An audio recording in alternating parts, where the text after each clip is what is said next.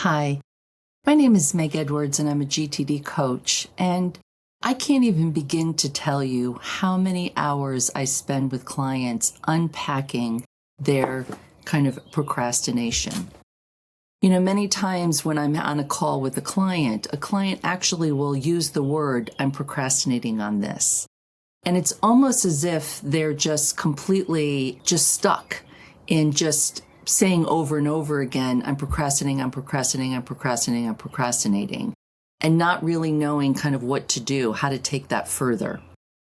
And so one of the things that I have so appreciated about David Allen is learning how he first conceptualizes procrastination and some of his solutions for procrastination. So David addresses procrastination in chapter 12 of the Getting Things Done book, starting on page 257. And he talks about this, and I think interesting that he embedded it in chapter 12, which is the power of next action decision. And he starts with why bright people procrastinate the most. And he says, it's really the smartest and most sensitive people who have the highest number of undecided things in their lives and on their lists. Ain't that the truth? And he goes on to say, of course it would be the most creative, sensitive, intelligent people, because their sensitivity and creativity give them the capability to produce in their minds lurid nightmare scenarios about what might be involved in doing the project and all the negative consequences that might occur if it isn't done perfectly. They just freak out in an instant and quit. Again, ain't that the truth?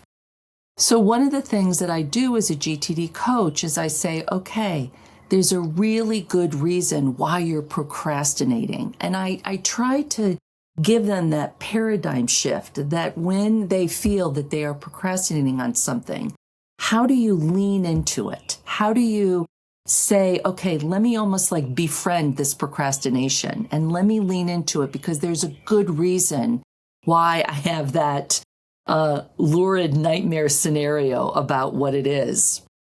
And so to give you an example, a long time ago, I was working with a professor at a university who was a dean of an English department. And he had this project that he wanted to roll out with his class with these business people in the community. And he had on his next actions list to call these 5 people in the community to see if they were interested in this project that he had with these students.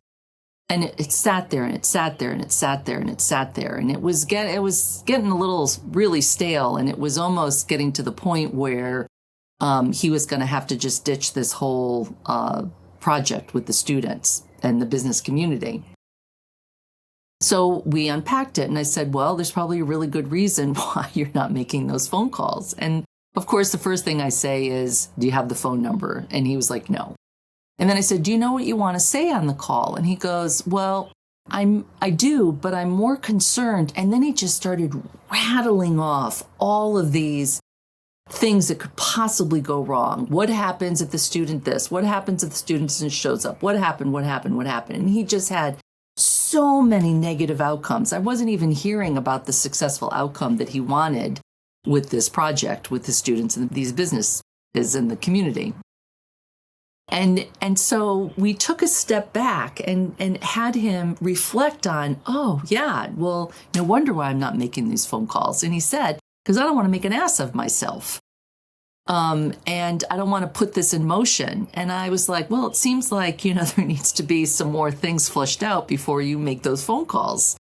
And actually, for him, the next action was going to be to go through the natural planning model, which I've discussed in other videos.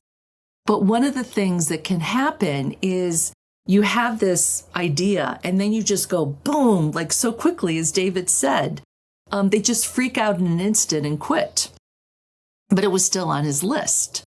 So David then talks about, on page 259, intelligent dumbing down. He goes, there is another solution, intelligently dumbing down your brain by figuring out the next action. You'll inevitably feel a relieving of pressure about anything you have a commitment to change or do, when you decide on the very next physical action required to move it forward. Nothing essentially will change in the world, but shifting your focus to something that your mind perceives as a doable task will create a real increase in positive energy, direction, and motivation. So I so appreciate this way of thinking about procrastination because I learned this decades ago. Before I learned the Getting Things Done methodology, I was a big procrastinator. And I was always freaking myself out on even just the little things. I just always went to the negativity. And this just was a game changer for me. Just like when David talks about, problems and turning them into projects and actions. I just really want you to think about that if you are somebody who procrastinates or procrastinates once in a while or is currently procrastinating on something, to go back and read those couple of pages in chapter 12 on procrastination and really try to lean into that there's a good reason why you are not moving forward on it. Maybe you need to revisit the project list. Maybe it's not a relevant project anymore. Maybe you need to come up with the next action. Maybe you need a different strategy, or maybe you need some structure, or maybe you need some support. But there's a good reason why you're doing it. And if you just give yourself some time to unpack it, you'll get on the other side of it. I just have so much experience over these last couple of decades coaching of getting people on the other side of what they're procrastinating on. So lean into it and allow yourself to be conscious to that, because now it's got more of your attention and it's taking up all this energy.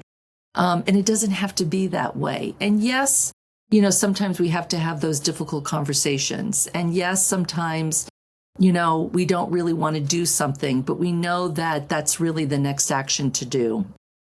So as I always say sometimes, GTD is not for the faint-hearted and people that want to avoid, but really want to lean into what has their attention. So as always, would love to hear your comments, your reflections, any questions that you have, any examples of walking yourself out of procrastination.